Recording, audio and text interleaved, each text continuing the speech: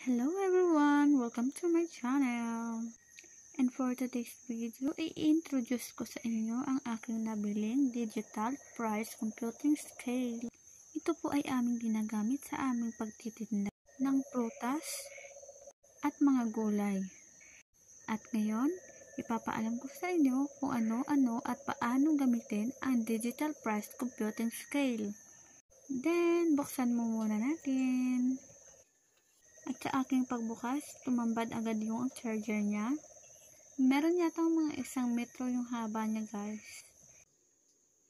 Ayan na, guys. So, time slap muna tayo. Tara!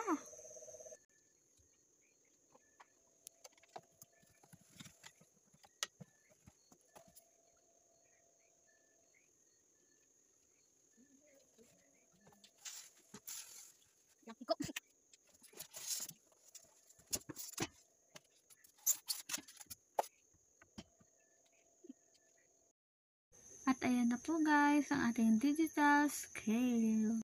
At nakikita nyo, merong M, change, 0, tier, C, MC, add, at light, and on-off button.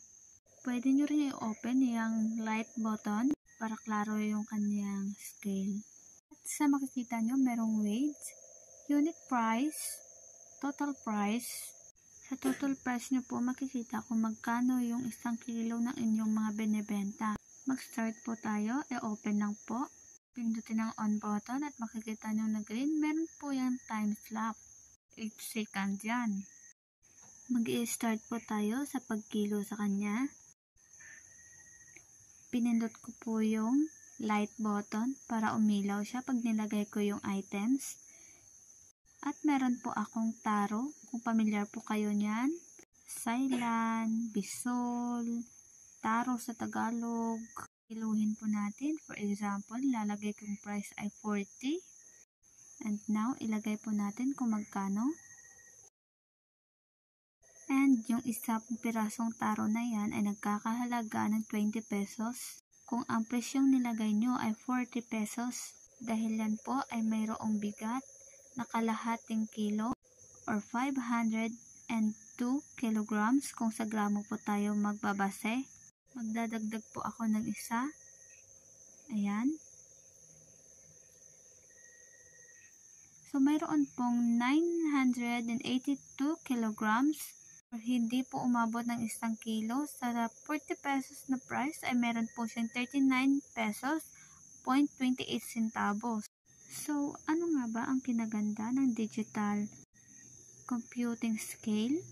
Siyempre, dahil mabibilang nyo po kung magkano ang presyo ng inyong paninda, kahit po gramo ay inyong mabibilang. Ibig sabihin, malaki ang maaari nyong maging benta sa inyong mga paninda. Dahil kahit 1 gramo ay pwede nyang bigyan ng presyo.